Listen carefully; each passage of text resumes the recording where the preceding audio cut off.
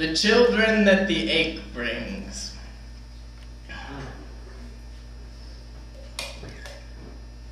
She sits on the porch,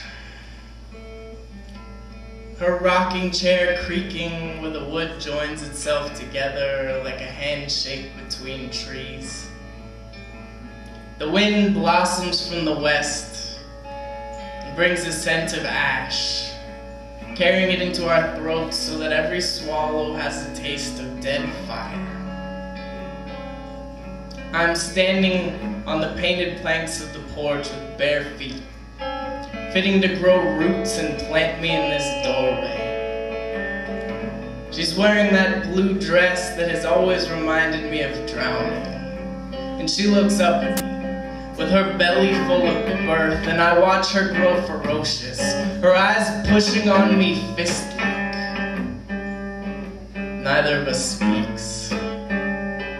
She's not spoken, and I do not have the words.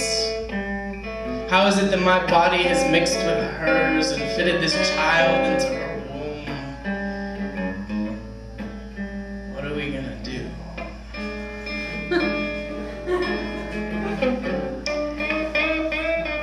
Her rocking chair creaks. My head mumbles as the old prayer runs through me. When and wherefore will the sky assign us our wings? Still she says nothing.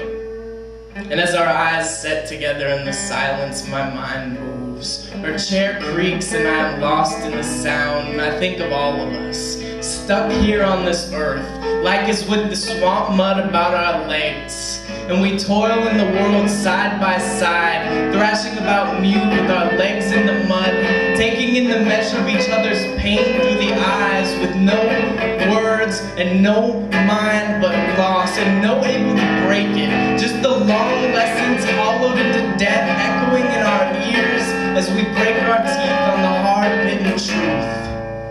These wicked machines, they have got their hands into us, stirring up cancers and melancholy as we grow lost to ourselves, stuck and burning, hands full of fire, and carrying the flames into the night. We lie ourselves down beneath the moon, our bodies heaving in the whispering dark, and we close our eyes while in the harbors and in the cornfields and in the empty bellies, all our ships are slowly sinking.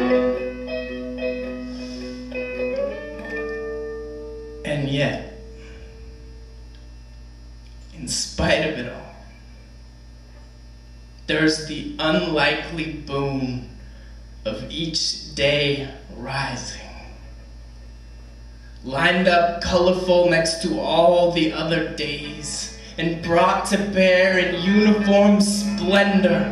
It pleases a man right well to feel the sweat on his back after the course of a day, and see his work packed in piles to the south of the known sky. It pleases a man right well to bleed into the soil and know that it is not without consequence, that the blood in our veins does not begrudge us our time here, to know the shapes of his tears and his muscles and the forms they wrap themselves around, in the knowledge that it is the moments we do not think to remember that we do remember. The creaking of her chair comes from a long way off, breaks my reverie, and brings me back to the porch, her eyes still on me. We tumble together down a long tunnel of silent seconds and come out the other end holding hands. I move dreamlike to sit beside her, departing the empty white, like as the color green come into being for the first time. Her eyes are softer now. Our touching is like a century.